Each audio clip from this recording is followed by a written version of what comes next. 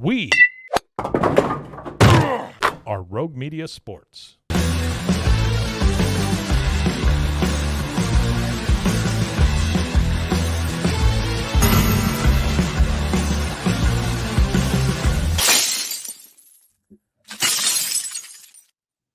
Welcome to the Cam Show on Rogue Media Sports Network, live on YouTube, and then afterwards still on YouTube and wherever you get your podcasts. Here from the Colt Brennan Memorial Studios at the world-famous Alico Building in Waco, Texas, bringing you Bruins opening night stuff.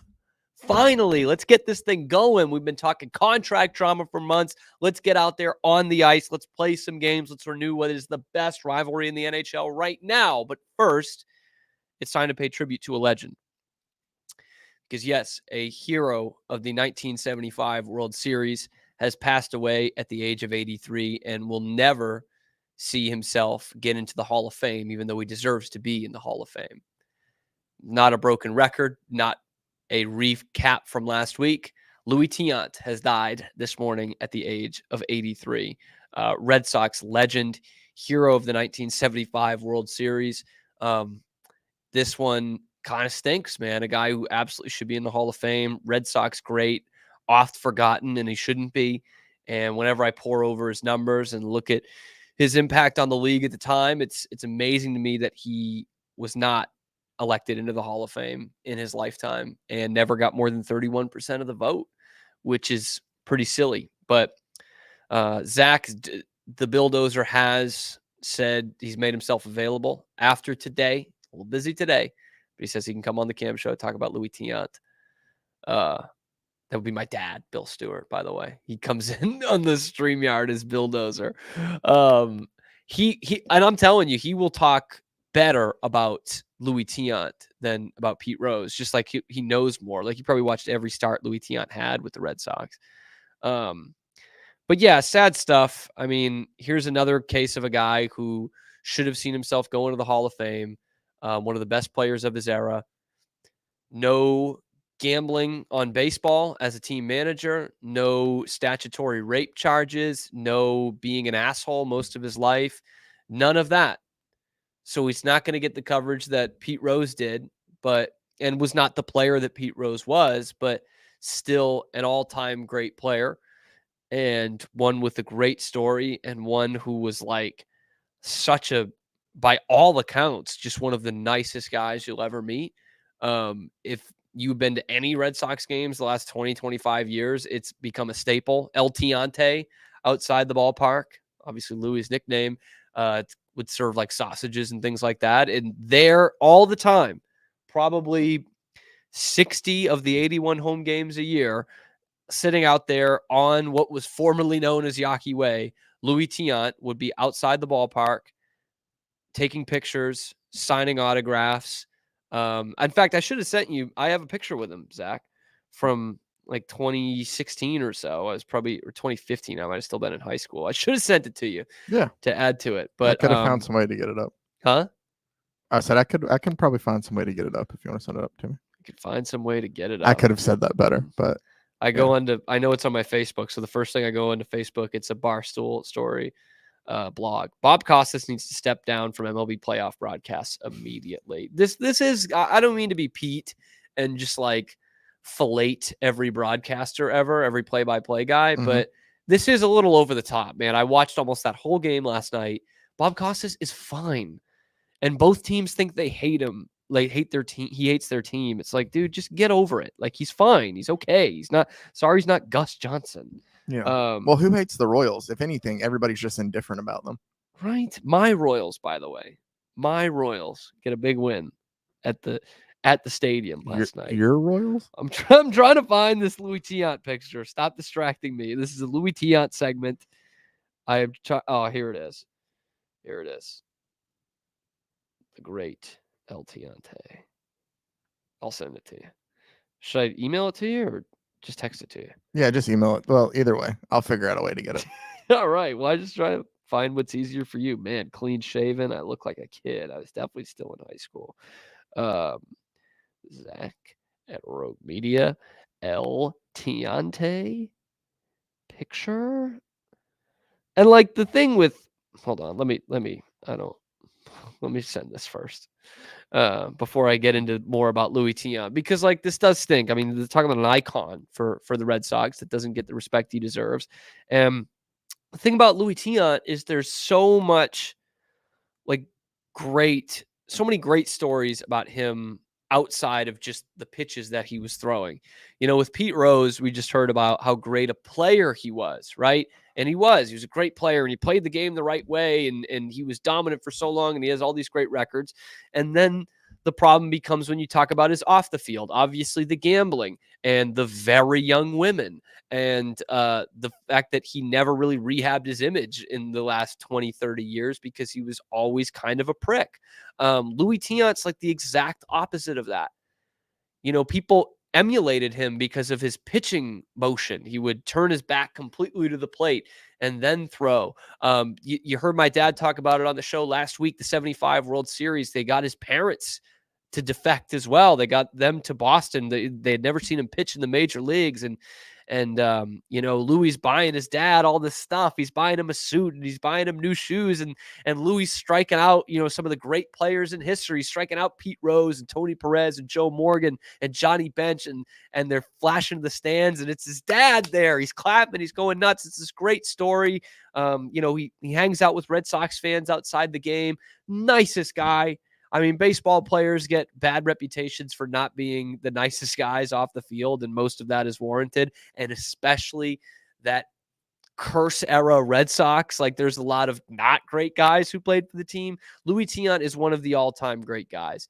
And he was like a quintessential baseball lifer. I mean, he gave up all he knew in his life to defect to the United States and play baseball. And he made the most of it. Obviously, like we mentioned, got his family over there. After baseball, he's coaching in the Red Sox system. He even took on the baseball job at SCAD, by the way, Savannah College of Arts and Design, just as a way to stay in baseball. Like, he basically did it as a favor to someone he knew there. He was like, yeah, I'll do it. Coach them for 4 seasons. It's not a great place to go and win, but he's just an absolute baseball lifer. And if you look at his numbers, you would think, this guy, is he one of the all-time greats? Probably not, but this is a Hall of Fame career here. And when you look at it, by the way, it goes 19 seasons. 19 seasons. You just don't see a lot of that pitchers anymore. He only makes 3 all-star teams, which is really where all of this starts for me, of why he's not in the Hall of Fame. Like, he just didn't get enough respect at the time. 3 all-star teams for these numbers are ridiculous. He won the ERA title one year at 1.91, and he didn't make the all-star team that year. So that's why I kind of have to take it with a grain of salt when you say, oh, yeah, well, he only made 3 all-star teams. Yeah, but he had a sub-2 ERA one year and didn't make the all-star team. 73, won 20 games. He didn't make the all-star team. He wins another 20-win season that he doesn't make the all-star team. It's like that I can't really take into account. He did lead the league in walks one year, in case you're interested in that. But ERA plus, because I'm a new era stat head, that I know they didn't have these stats back then. But you look at his ERA plus, where 100 is the average. He had a 120 or above ERA plus 8 times in his career. That means he was at least 20% better than the average pitcher in Major League Baseball. And that was a lion's share of his career. 8 times he hit that. And that's not just all the times he was over 100. That's over 120. He finishes top 5 in the Cy Young 3 times. He finishes top 5 in the MVP voting one year, but apparently not top 5 in the Cy Young.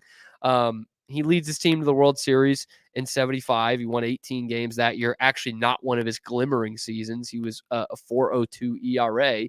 And then one thing I love about Baseball Reference is the comparison tool. I'm still trying to find similarity scores, but I did the comparison tool. And again, I line him up against these Hall of Fame pitchers, and like you would expect, the counting stats are better for some of these other guys. He did not win 300 games. He only won 229, which is just about the same as Pedro Martinez, by the way. But all those other stats, the non-counting stats, he blows these guys out of the water. And so I wanted to make this fair. I said, okay, let's go to another guy in his era that is in the Hall of Fame. And so I went with Catfish Hunter. And, Tiant has the lead in some counting stats, like games started and innings pitched. He has 5 more wins than Catfish Hunter, but also WAR is better. Okay. ERA plus is much better. Strikeouts over 400 more than Catfish Hunter did. Strikeout percentage is better.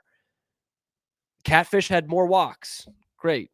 But it comes down to this again, where All-Star, Catfish makes 8 All-Star teams, and Luis Tiant only makes 3. He also won more ERA titles than Catfish did. But Catfish Hunter wins a Cy Young Award, wins a bunch of championships, so he gets in the Hall of Fame, and Luis Tiant doesn't. Even though when you look down the breadth of this, Luis Tiant has a better career. I mean, just off the eyeball test, I watched one of these guys through basically his whole career. He had a better career than Mike Messina. You know what I mean? More impact than Bert Blyleven. Better non-counting stats than Don Sutton, who was in the Hall of Fame. Don Sutton was no better than the second best pitcher on his staff in any year that he played. And, I mean, you're going to discredit Luis Tiant for playing for some bad teams. Again, those were good Red Sox teams, by the way. But he was the ace of the Indians, the Red Sox, and then weirdly, eventually the Yankees staff. But look at Don Sutton, Hall of Famer, and like a no doubt Hall of Famer because he won 300 games, right? Well, Luis Tiant had a better winning percentage. So yeah, Don Sutton wins 324 games. He lost 256. Luis Tiant, 229 and 172. They have the same amount of WAR. And Don Sutton has almost 300 more starts. So that's what gets him in there. Luis Tiant, better ERA plus, better strikeout percentage, better walk percentage, more ERA titles. Only one less All-Star team than Don Sutton. And Don Sutton was a first ballot Hall of Famer. Luis Tiant falls off with 31% of the vote at the peak. Like that doesn't make sense to me. And I don't like the Veterans Committee. I think it's a stupid thing. Like I'm okay with if you don't get it after 20 years that 5 years after your career ends, 15 years on the ballot. If you don't get in the Hall of Fame after that, I think that's an okay due process. I'd obviously doesn't exclude guys who, should have been in like Luis Tiant, but the Veterans Committee, if this is what we're going to do, if we're going to continue with the Veterans Committee, Luis Tiant has to be a guy that is in the Hall of Fame. Because personally, I don't love the Veterans Committee. I think it was forgetting those guys like Negro League players, getting them in. And we're kind of past that, but Luis Tiant is a guy who should be on that plane. By the way, had the exact same number of starts as Bob Feller. Different circumstances, but like it's not like he was an unusable sample size by any means. I can't find similarity scores anymore. That was my favorite part of Baseball Reference, man. I really like the comparison tool, but I'm looking for similarity scores. That's a bummer. Zach, did you get that picture? Do we want to get that in there? Oh, I got similarity. Yeah, I put it up there earlier, but here I'll do it again. All right. Sorry, I didn't see you put it up. No. I tried to show you on mine, but that's fine. The only way I could do it is it kind of just the way the picture's shaped. Here, I have it where it catches the edge of the studio. Oh yeah, that's great stuff. Yeah, El Tiante, baby, that's good stuff. All right, let's hear some of the similarity scores. Number 1, by the way, Catfish Hunter, Hall of Famer. Jim Bunning, Hall of Famer. Vida Blue, great player. Mickey Lolich, great player. Don Drysdale, Hall of Famer. Similarity scores, 3 of the top 6 are Hall of Famers. How is this guy not in? You know what I mean? I just, I don't get it. Billy Pierce should be in, I guess. Vida Blue, man. Talk about a guy who looked like he was bound for that. But 3 of the top 6 guys in his similarity scores are in the Hall of Fame. It's time to put Luis Tiant in there. If you're going to keep this bullshit Veterans Committee thing going, Luis Tiant's got to be that guy. In a prosperous time in baseball, he was an ace for one of the best teams at the time, those 70s Red Sox, and was, I mean, no one should be getting in the Hall of Fame based off character. Don't get me wrong when I say this, but when you look at some of the other borderline Hall of Famers and some guys who are in that are total a-holes, like it makes you feel bad that there's someone who has those numbers, who's probably right there with those guys, but is a much better person. So yeah, the coincidence, the irony, the mirroring, whatever you want to call it, between Pete Rose last week and Luis Tiant this week is not lost on me. It is almost poetic that here's a guy last week who no doubt, based off his career, should be in the Hall of Fame and ruined it for himself. The next week, we lose a guy from that same, iconic 75 World Series that, based off his career, should be in the Hall of Fame. Not a complete shoo-in, don't get me wrong, not a first ballot guy, but probably should be in the Hall of Fame. And just could not have been nicer and a better ambassador for baseball, for his team, the Red Sox, for decades after his retirement. A guy who settled down. He played for a lot of different teams, but settled down in Massachusetts afterwards and wanted to be a part of baseball and the Red Sox organization, and did it in a very classy way. He never put out any Hall of Fame campaign. He never had to do that, never had to have his teammates stick up for him because he wasn't in that position. And he was, I'm not saying Pete Rose shouldn't have done that, but when you work yourself to that position where not only do you get caught cheating and lying, but also you don't do yourself any favors with how you treat people, then you've got to beg for some people to stick up for you. Luis Tiant never was in that position. And unfortunately, he's also not in the Hall of Fame, and he won't see himself going to the Hall of Fame. So, for all this talk that we have for Pete Rose for years and for decades, here's a guy who did everything right, who has a decent Hall of Fame case, pretty good Hall of Fame case, and his death and his career won't get nearly the publicity that Pete Rose's does. But that's obviously the fallacy of life in a lot of ways, of media in a lot of ways, and of sports in a lot of ways as well. So R.I.P. Luis Tiant, man. That really stinks. He's a guy who deserved to see himself get into the Hall of Fame, to have that day at Fenway. Doesn't need to retire his number, but give him his day, throw out the first pitch, celebrate his career. And unfortunately, he's not going to have that. But I will cherish my Luis Tiant autograph, which is at my parents' house in Massachusetts. But I think we're going to get the Bulldozer on. Why not, dude?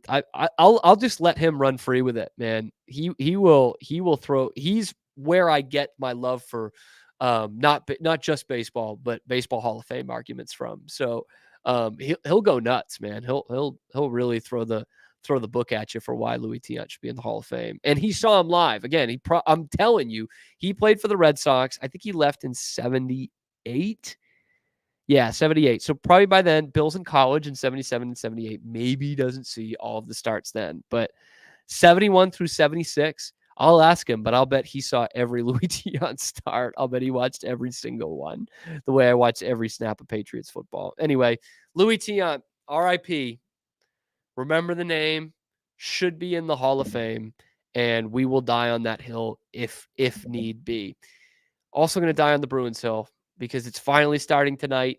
It is the Bruins and the Panthers. They are playing, and I think there's a real good case for you to say that this is the best rivalry in the NHL right now. That's coming up on the Cam Show, powered by Rogue Media Sports Network.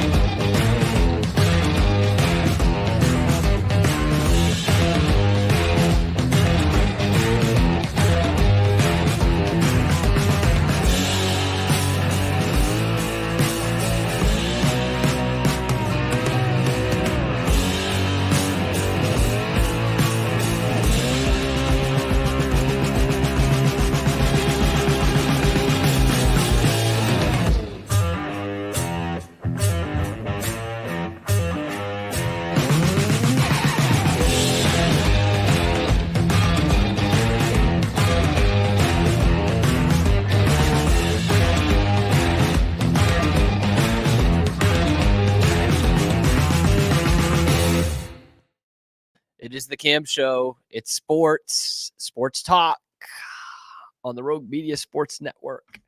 Oh, just finished our tribute to the great Luis Tiant. Sad day for the Red Sox, that organization, for baseball. Man, what a guy. But now it is hockey season, because that's what I was going to open with today before the unfortunate Luis Tiant news. But game 1 of 82 tonight, baby. Bruins are back. Bruins, Cats in Sunrise. The game, the show must go on. Even though that Hurricane Milton, I think it's called, is about to just thrash Florida, albeit mostly a different part of Florida. But they have decided to go on with this game and the banner raising ceremony for the Florida Panthers tonight, and both teams will get the heck out of Dodge right after this game. Florida going up to the Canadian capital of Ottawa, Zach's team, and the Bruins go back home to face Montreal in the home opener Thursday night.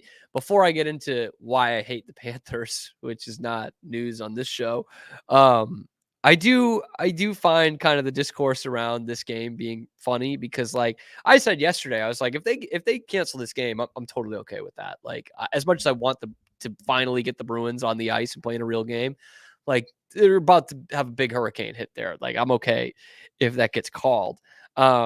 But this person on Facebook, I had to screenshot this and read this aloud.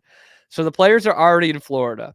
The estimate is that the hurricane will hit at 2 a.m. Thursday, and at this point, all flights are canceled. So the boys will have to bus it home, and at this point, it's only about a 12-hour difference between now and the end of the game.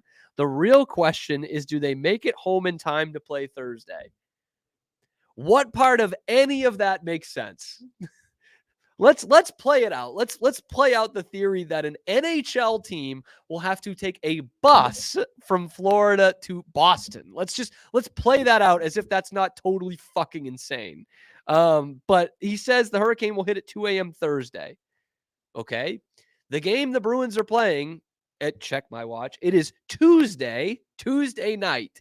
Why would they just hang around Florida for an extra, 30 hours after the game to just be like, oh, well, I guess we can go now. Let's take the bus. Like, what? What are these people? Who are these people? These people are like driving. They're having children. They're voting in elections. That's sad. That's really sad. He thinks the Boston Bruins are going to take a bus from Southern Florida to their game in Boston. First off, let's play this out. Let's say that's what they do, and the hurricane hits while they're on the bus. Why wouldn't they then take a plane once they're in, I don't know, Charlotte or something? Like, why would you bus it all the way through? Oh, boys, we're going through Delaware. I know this is taking a really fucking long time and we have a lot of money, but we're already on the bus. Like, what the hell, man? The NHL is not going to let this game go on if there's like real danger for these teams. So if the hurricane's going to hit 2 a.m. on Thursday, then that's perfect. They're getting out Tuesday night. All right. I really, as bad as the NHL can F things up sometimes, I don't think they're going to put teams in danger for game 1 of the NHL season. Now, there will be danger because these two teams hate each other. And the fan bases also hate each other, man. It's so rare these days in the NHL or in sports in general that you get real, vitriolic, authentic hatred between two sets of fans and two sets of teams. That doesn't happen the way it used to. So yeah, as Bruins fans, really hate Montreal, really hate the Philly Flyers, especially if you're my generation of Bruins fans. You remember 2010. But like, both those teams stink. They're not making the playoffs. The Leafs, they hate us. And like, I'm not clamoring to see the Leafs win anything, but they're little brother, dude. Like they can't beat us. All right. And Tampa, what should have been a good one a few years ago, but there wasn't a lot of real hatred there. And Tampa beat us when it counted, right? 2018, 2020. But this Florida thing, that's for real. That's something that's all real. All right. And they have obviously had the better of the Bruins the last 2 seasons when the Bruins had the best regular season team of all time and the Cats knock them out in game 7 at the Boston Garden, the TD Garden. And then in a very physical series this past year, they take out the Bruins again. They were the better team than the Bruins for sure. But this thing is on, and these are going to be the two teams in this division for a while here, and are going to be battling for supremacy in the Eastern Conference. I think the Bruins are well set up for the next couple of years, and obviously the Panthers still are, even though they lost a couple of guys. They lost Montour, it was a Bruins killer. They've lost a couple of guys from that core that's made the final the last 2 years and won the cup this year. But if you're looking at the immediate future of the Eastern Conference, yeah, of course, you still got to have Toronto in that mix. The Rangers, absolutely. We'll see what they do with Shesterkin. But model consistency the last 4 or 5, those are the two teams that are going to be there, and they loathe each other. It's so refreshing. Pete and I talk about this a lot. It's so refreshing when two teams and two sets of players actually hate each other. That's how it used to be. Back in my day, you really used to hate each other. It used to be fights. Can you believe that? And that's what we get with this team. I mean, they are so hateable, and I'm sure the Panthers think the same way about the Bruins. But we talked a lot about Tkachuk yesterday. Obviously, a guy you'd love to have on your team. Hate when he's going against you. An absolute throwback kind of player. Plays a lot of the same way his dad did. Big Walt, who should be in the Hall of Fame if we're doing a show about guys who should be in the Hall of Fame. Keith Tkachuk somehow is not in the Hall of Fame. Massachusetts own. But they've got some Riley pricks there, man. They really got some pricks down there in Florida. Tkachuk, Sam Bennett, Montour was definitely one of those. Like Nick Cousins was one of those, man. Carter Verhaeghe was one of those. Just guys you hate going up against, you love beating. But I'll tell you, I really got set off in the NHL faceoff thing. I really was set off when Matthew Tkachuk said that to Brad Marchand. When he said, I've never seen a captain quit on his team in the playoffs like that. Like that to me is so shitty. Like I know Marchand's a pest. I get it. And he's done some dirty things in the past. You're not going to hear me say there's a squeaky clean record for old Brad Marchand, but I think there's a lot of respect around the league for the way he's changed his game the last few years as he's become, the alternate captain and then the captain of the Bruins. I think that stuff has been mostly washed out of his game. And he was playing through 3 injuries at the time, one of which was not including the probable concussion that Matthew Tkachuk's teammate gave him on a sucker punch. Lest we forget, Matthew Tkachuk's teammate, Sam Bennett, sucker punched Brad Marchand earlier in that series and knocked him out of a couple of games. But it was just a reverse check, right?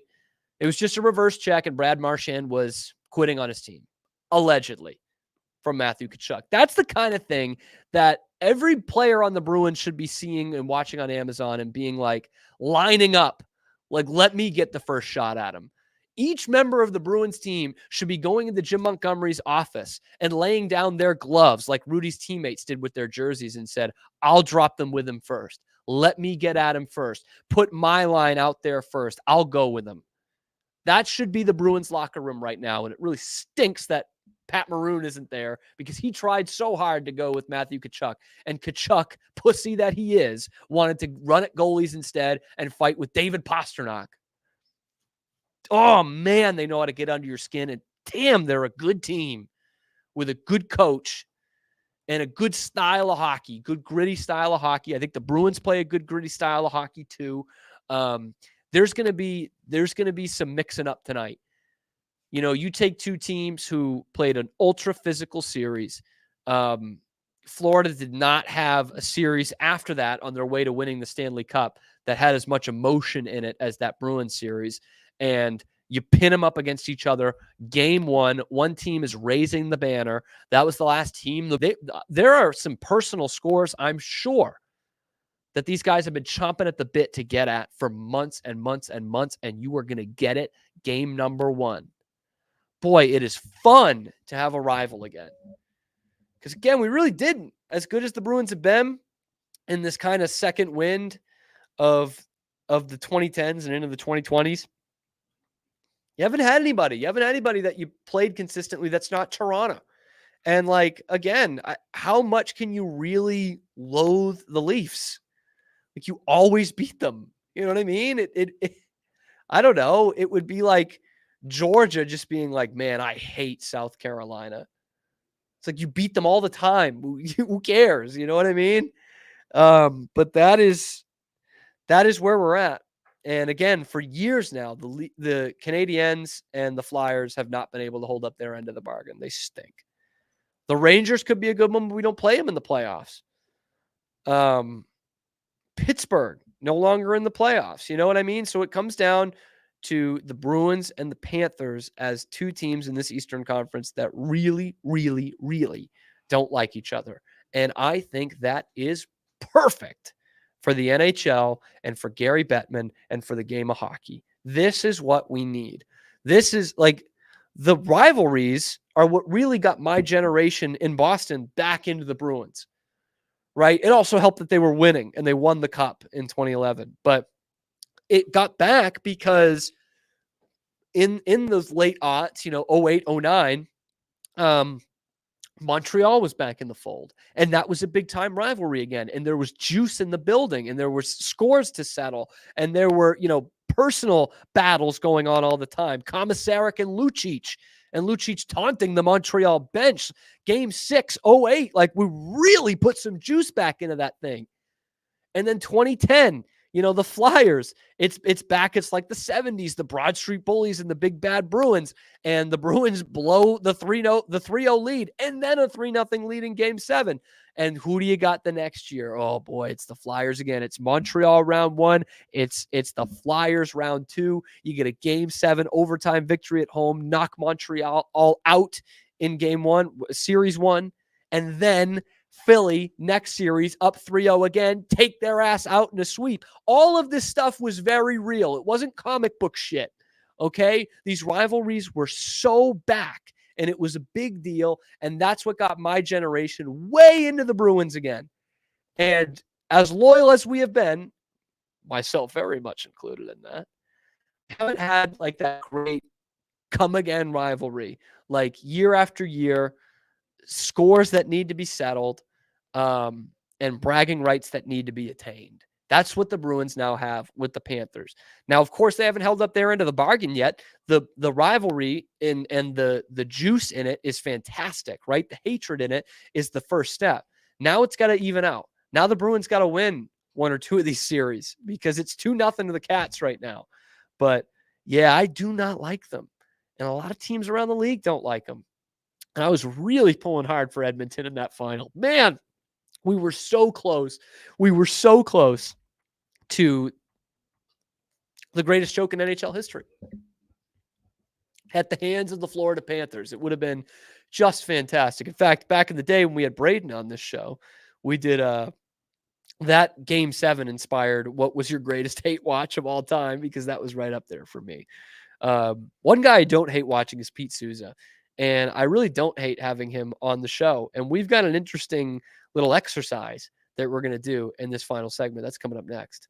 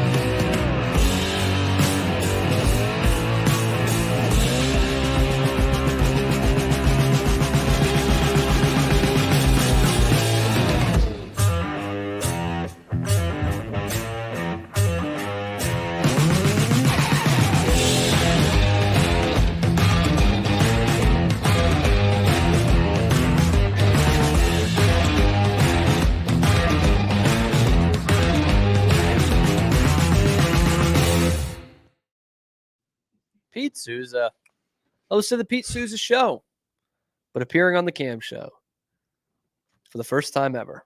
You know, I'm a little upset. We talked about it offline a little. The calls for Bob Costas and his job continue this morning, and the voices are getting louder.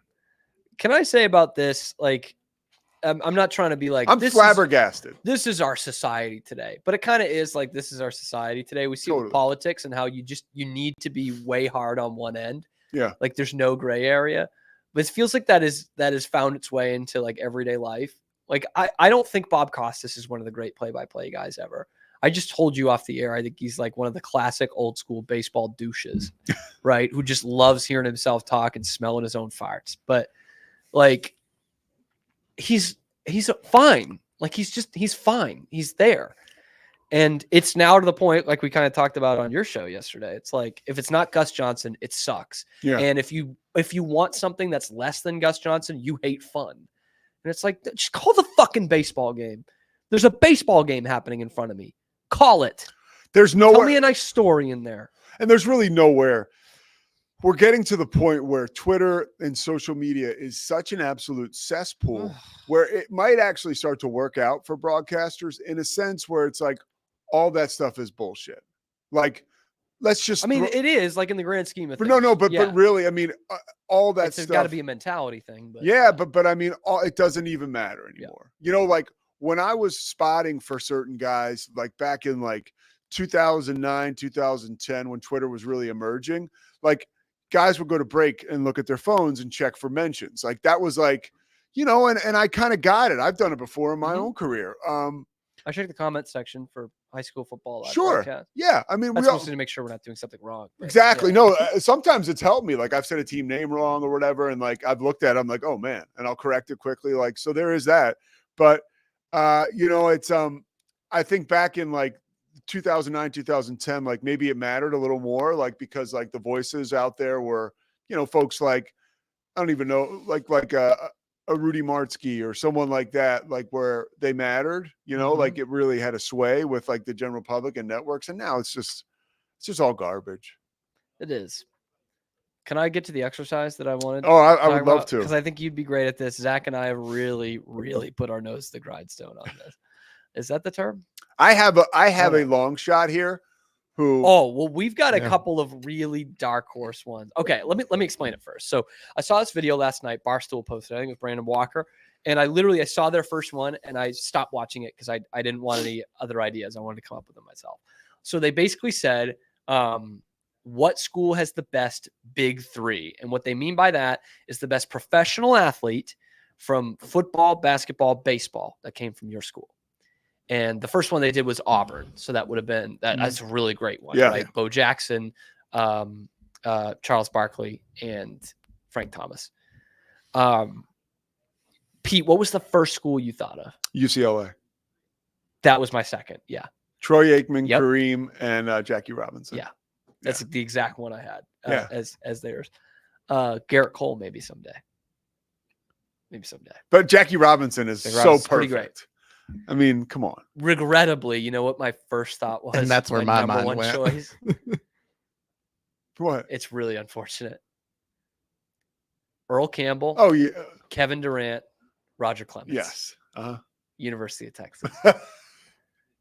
Plus, you get out of that and like, say what you will, Lance Armstrong also, if you want to break into some other sport. Like they got some good ones at UT. Yeah, the UT, I think the UT is right up there. Yeah. Can I give you my long shot? Yes, please. I find these we did like we should have wrote them down. We had like 15. I have a long shot that you're going to appreciate. And like 5 really, really good ones. I have a long shot that you're going to really appreciate. Joe Montana. Yep. Adrian Dantley. Okay. That's the basketball player. Okay. And Carl Yastrzemski. Yeah. Yep. We couldn't think of a great baseball or a basketball player for Notre Dame. Adrian Dantley was unbelievable. Yeah. He was a scoring he's a really great machine. Player. Yeah. Pretty good. How about this one surprised me because at first I'm thinking like Ohio State, not really, like Nick Swisher, baseball. Michigan, pretty good. Brady, Chris Webber. I originally went with Barry Larkin. Cheater. But he didn't go to Michigan. Didn't he commit there or play like a year? No, he's from Michigan. He didn't go there. Okay. And George Sisler. Barry Larkin's pretty all-time greats. Barry Larkin's also in the Hall of Fame, so take either one. Okay. But like baseball at North Carolina, Yeah. you don't really get anybody. You How got about the Miami? best in basketball and football. How about Miami? We did Miami. We Miami tried was tough Miami. to find a baseball player. A-Rod. But he didn't go there. You love these players that didn't actually fucking go there. But they were committed to go there. A-Rod was committed to go there. I think And Jeter donates committed money to to the program. Miami, to Michigan. He might have, but he didn't go there, Pete. All right. It doesn't matter. If I could commit to Duke, I would have, but I couldn't get in. You know what I mean? But I mean, he got in. He just opted not to play. But Right, go but he ahead. didn't You're right. play. You're right. You're right. You're right. Sneaky Miami, as good as their baseball history is, they don't have like a great player, like a Hall of Famer. They don't? I don't. We looked this up. Or Zach looked this up. I'm looking it up again. So if not, it's Zach's fault. No, I But couldn't who's the find one. basketball player from Miami? Darius Rice. Yeah, exactly. Florida State, Dion, Dave Yeah. Cowens, That's Yeah. a good one. Probably That's a Buster good- Posey, Charlie Ward, maybe. Charlie Ward. Yeah. Charlie Ward could do football and basketball Yeah. for you. He if did you play in the needed. NBA. Yeah. He was a starting guard on the team that went to the finals. He was not like a throwaway. In I the know. NBA. I know. Well, you also did mention John Starks in there for Oklahoma State. Oklahoma State, but it's not. Now you're reaching. Yeah, this is good enough. Yeah. Here's Zach kind of Collins. here's kind of a sneaky good one. Not all Hall of Famers, which I should get back to here in a minute, but Drew Bledsoe, Klay Thompson, and John Olerud for Washington State. Wow, that's a really good For one. Washington State, that's not bad. No, that's a very good one. All right, here's a Big Ten dark horse for you. I was excited about this one. Bronco Nagurski, Minnesota. Kevin McHale, Yes. And, and Winfield. Dave Winfield. I thought about that one too. That's like I was Yeah. thinking. That's where I was going with the Ohio State thing. I'm like, how does Minnesota have like undeniably a better 3-1? Well, I built off of Ohio Winfield. State. I built off of Winfield. I was like, okay. That's a good way to go. Is baseball? Is Yeah. finding because you don't even know. I mean, clearly you don't know a lot of where these guys went to college. But What about Mississippi State? Have anybody? Will no, Clark? we thought about that. Palmero, but no basketball, and football would be like Dak. Okay. When it comes down to it, when we talk UT, UCLA, Auburn, we're talking about 3 Hall of Famers. Yeah. Right? Yeah. Boy, do I have the weird one for you. And Zach's got a great one that I wish I could intro, but You Zach want me to came do up mine with first? this. Because I think yours Do is yours better. first. Do yours first. I think I Cam's don't know. is better. Yours is very good. Mine, But as soon as I think the only hint you gave me was Midwest, I did. and I was like, And a big and about it being a Big 12 team. oh, okay, yeah, that's Go right. ahead. I was like, that's So, okay. This is uh, unbelievable. So for baseball, Sandy Koufax, basketball, Oscar Robertson, football, Travis Kelce, the University of Cincinnati. Wow. That's really good for Cincinnati. Now, I mean, obviously That's Kelsey a, being that's a current, powerhouse, but yeah, man. You can Kelsey's try going to retire as the second best tight end ever. He's a Hall of Famer. Yeah. Yeah. A guy who averaged triple-double for an entire season, top 15 or 20 NBA player of all time, Yes. and a top 10 pitcher of all time. That's incredible, man. That's so good. and Kenyon Martin waiting in the wings in case Kenyon Oscar needs a Martin, break. Kevin Youkilis. Yeah. waiting in Yeah, the Kenyon wings. Martin was an amazing. By the way, with Huggins there, yeah. yeah, yeah. I'm trying to think if we're going because Kenyon Martin's NBA career wasn't as good as his NBA career. We're going pros. I mean, college career. We're sorry. going pros. Yeah. So my dark horse of the day, Marshall Faulk, Kawhi Leonard, and Tony Gwynn. That is a good one, dude. Mhm. San Diego That is a State, really good one. out Marshall, of- my first thought for San Diego State was Steven Strasburg, yeah. who's, I mean, pretty good career, obviously not a Hall of Famer, but injuries. And then I was like, oh shit, his coach was literally Tony Gwynn. Tony Gwynn played at San Diego State. We've almost That's forgotten incredible, how man. good Marshall Faulk was, Mhm. both pretty in good. college and in the NFL. I mean, he was part of the greatest show on turf, a huge part of it. You could say maybe the most MVP, critical yeah. part. And also in Indianapolis, he was wonderful. That's a great call. Yeah. Yeah. Couldn't think of a great Indiana football player. Because you can mix in Antoine Kyle Randall. Schwarber. I did say Antoine Randall. Yeah. Like Kyle Schwarber, probably not a Hall of Famer, but Brendan Hey. Sorsby. He's doing great with Cincinnati now. and obviously Isaiah Thomas for basketball. Couldn't think of a good Northeast one. Couldn't think of a good Villanova baseball player I to pair with Howie Long and somebody. got a good Villanova baseball player. Do you? Tim Donaghy.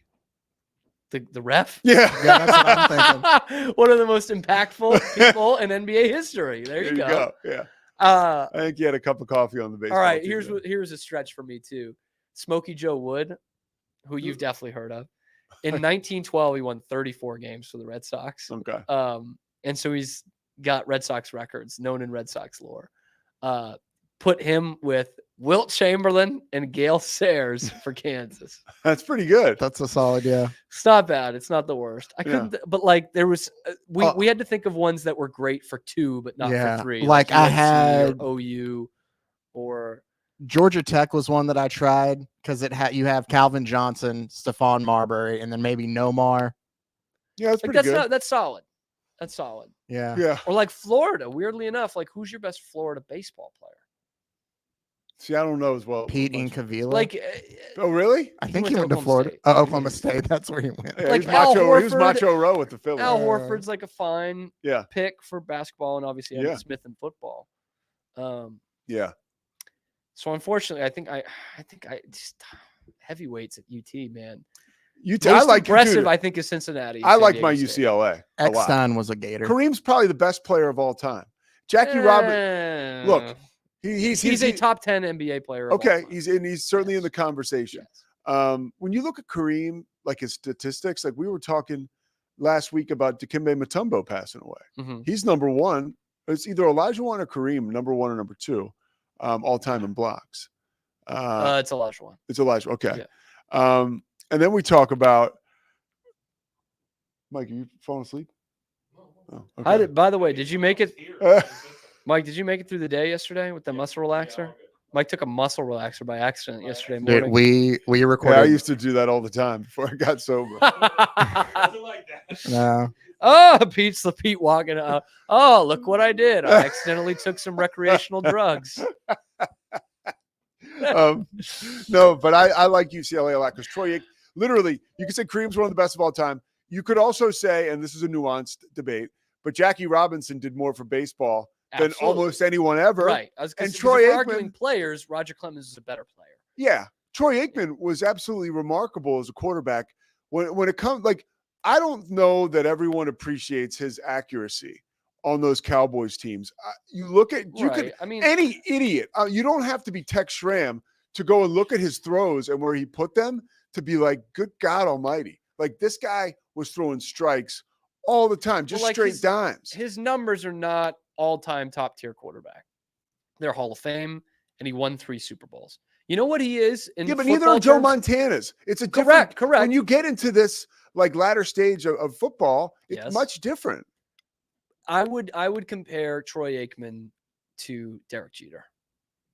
Probably a guy that gets overrated at the end of the day, but is still absolutely a Hall of Famer, a great champion. I don't think you can talk Iconic. about no, because there's something that these guys bring to their teams that's difficult to quantify, but not so Well, at difficult quarterback, because you look at everything's their quantifiable. no, Like, but you know what is the most quantifiable thing is when you look at their wins and their Super Bowls. And I just you said can't Pete, he's one of the overrate- great winners. He won 3 Super Bowls. Yeah, but Cam, I like, just that's the most conceded important that. thing. Yeah, but I'm saying his We're not numbers talking about are not Robert the Ory. top We're not tier. talking about Robert Ory. here. I'm talking saying about he's Troy a Hall of Aikman. Famer. I'm just saying his numbers are not in the top tier. His numbers are not Except what for the Super Bowl Brady's rings. and Manning's and Rodgers are. Would I take Troy Aikman Rodgers? over Aaron Rodgers? Rodgers? Yes. Yeah, okay. But that's not what we're. That's your article- not what I said. Your argument just Peter. imploded when you mentioned Rodgers, by the way. Aaron Rodgers is a top 5 quarterback ever to play. One Super Bowl. But that is the knock on him, which I have knocked him for Yeah. 15 years. No, He's only one- Aaron same Rodgers with is Mike amazing. McCarthy, man. Aaron Rodgers is amazing, and I also think But right Rodgers now just got his coach fired. I'm a prisoner of the moment right now. Like, I don't think what's going on now with the Jets and Aaron Rodgers will affect his legacy per se. I don't. Yeah, probably not. No, and they Probably might turn around, make the playoffs, bump their heads, and make it to the AFC Championship. But and when you look back at it too, when we look back from 30,000 feet in 15 years, nobody's going to give a shit about his the Jets. on the field legacy is going to be quite similar to Brett Favre's. Yeah. After all of this, after all these Packers fans saying like, no, we got one better after Favre, and obviously Rodgers better, they're going to have the same amount of Super Bowls. Yeah. They're both going to have ditch town. kind of unceremoniously, and it didn't really work with the Jets. I think we'll be saying that about both of them. And that's going to be it. They're both going to have weird after football careers. Hopefully Rodgers isn't committing crimes the way Favre is, but it's going to be very similar, isn't it? Yeah. First couple of years in the league are a wash for different reasons. Favre's playing for a different team. He keeps throwing picks. Rodgers is playing behind Favre. So it's and both were kind of like, I don't want to say ushered out, but like, okay, see ya. Yeah. We've got another guy. I think that's fascinating. Where does winning percentage land was the question asked by Mike. I mean, pretty good. Well, the reason I'm asking, I think that's important. I think that's important. If you're talking Troy Aikman, he went to 3 Super Bowls and won 3 Super Bowls. Correct. If you're talking Well, I don't. He went to 10 and he won 6. So Seven. where does- Seven. You understand what I'm saying. Mike, Yes. with your big frame, you've got to open that door when you come in here because we've just got one more person now with body heat. Where is that land? So the argument, I don't know how much you can hear it, but the argument is, so Aikman went to 3 Super Bowls, won 3 Super Bowls. Brady went to 10 and won 7. I've heard people use this argument as almost like a demerit to Brady. I think that's stupid. And to answer your question, Mike, it's a gray area. So Montana went 4 for 4. Aikman went 3 for 3. Eli Manning went 2 for 2.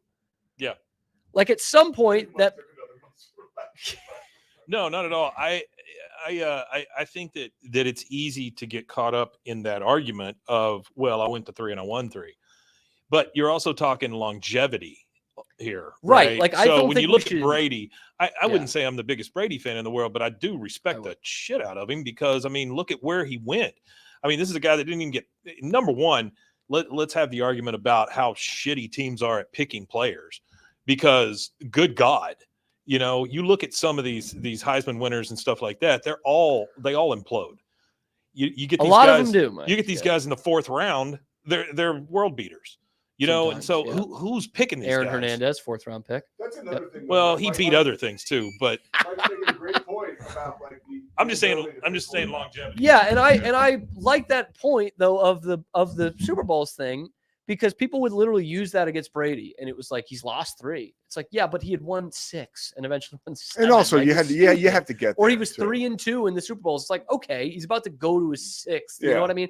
And so I do think that's important. You know, that like because we look at Troy Aikman 3 for 3, and that's fantastic. Well, but like, imagine if Troy Jim Aikman. Kelly is a pretty similar quarterback to Troy Aikman. He was 0 and 4. Well, and also imagine if Troy Aikman had found the way somehow to drag the 98 and 99 Cowboys to a Super Bowl, which he could not do. Right. Right. So That's the thing. John Elway's a great. John Elway was 0 for his Yeah. first 4, That's what I'm saying. 3. He was 0 for 3, and then he goes And then 2 1, in a 2. row. Yeah. Well, is it longevity or is it talent? You know, or is it both? Man, we're getting down to the questions that matter. I'll tell you. Oh well, no. I'll tell you really what you're talking about, and it's organizational strength too. The Broncos owner Pat Bowlen was just unbelievable steward to that entire championship effort. On the other side of that, you talk about Troy Aikman, right? Yeah, like Jimmy Johnson disappears, and a lot of things change. You know, you get one more racked up with Barry Switzer. I love Barry Switzer. Yeah, Troy hated him. Barry Switzer. Guy to ever be in football. He comes in, changes 0, and wins a Super Bowl. Yeah, you want to talk about a guy who gets a bullshit rap a good move. is Barry Switzer. One of the great college coaches of all time. Of all time. What he did at Oklahoma. Unfortunately, at Oklahoma. Unbelievable. No, but the Jerry Jones situation, and again, I love Jerry as like a caricature of a human being, but when you look at him really as an owner, he's been horseshit. I love him as a South Park character. I know. I mean, I love Jerry, and accurate, you know his like the Jerry Jones story is awesome. He's wildcat, and he's doing this, he's doing that. He gets a football team on the cheap. He turns it into a multi-billion-dollar operation. But at the end of the day, yeah. But that was a good move. But that was. But I'm thinking he's the guy who has to fire. Yeah. Dude, Yeah. Hank Hill would hate Jerry. Oh. Even though he was the owner for 3 Super Bowl championships, Hank would hate him. Let's face it. Talk about that on Jerry Bois. was Can I talk not about that the- on Bois? I'm trying to see if We can have a split. When the Super Bowl comes around, let's do that. Let's do We'll it. have a Bois special. That'll be fun. Sports edition. I want to see if Mosley got back to me. I'm trying to get him on today about talk to him about Jerry Jones. But I think, no, honestly, like those Troy Aikman teams in the latter stages of his career with Chan Gailey as the head coach, with Dave Campo as the head coach, like Those were horseshit operations. Those teams were bad. And Troy Like that Aikman video had- of him flu classic. yeah, man. like getting concussion after concussion, trying to Yeah. will those guys to any type of It's winning just like, season. nobody's doing their goddamn job. Like, I can't stand it anymore. No. It's like me at most jobs I work at. Not here, Mike. Yeah. Yeah, that is you here. It should be you here, actually. Aikman tells a story about the difference between Jimmy Johnson and Barry Switzer is like, Jimmy Wood, he didn't treat everybody equally. But if you were going to fall asleep in a meeting, he was going to cut your ass if you weren't a main contributor to the team. Yep. Barry Switzer was not like that. Like nobody got cut or there was no consequences for benching anyone. after a fumble or something. Yeah. like that. Yeah. Yeah. He cut that guy too. Curvin, whatever his face was. So yeah.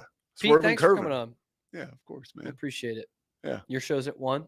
1:00. Yeah. Can't wait. Yeah. I'm trying to get Mosley on. That'd If be not, great. I'm going to have a news person talking about this hurricane. Whoa. Yeah. Like just hurricane coverage? So is the Sports news person angle or gonna just- come on? Is Mosley going to come on and talk about the hurricane? No, Mosley's would going be to talk good. about the Cowboys. I think that's what- And the hurricane situation Hey, that is. before is we the go, star. before we go, how it, Real bad deal. before we go, yeah, Cam, how does Matt Yeah. Mosley talk about the hurricane with limited knowledge? Like as if like a game's just gotten canceled and we're on the air and he doesn't really know about this hurricane coming in. Yeah. There's some bad deal. Some bad weather hitting Florida right now. Up that coast. Hurricane. Aaron, what is it? Hurricane Milton is coming through just absolutely on a tear right now through Florida. Then that Florida, they love a good hurricane this time of year. This time of year, they're coming. Got to check on my friend John Jacobs down there at FAU. They call that paradise. Just not paradise on a day like today. Boy, it is. I've seen some of the videos. It is something fierce down there. This has been. Yeah. So we certainly send our thoughts and prayers to them. This has been the Cam Show on Rogue Media Sports Network. We'll see you tomorrow live. I'm going to ditch the Mosley. Live at 12 noon Eastern time, 11 a.m. Central time on YouTube, and then wherever you get your podcasts. We'll see you then.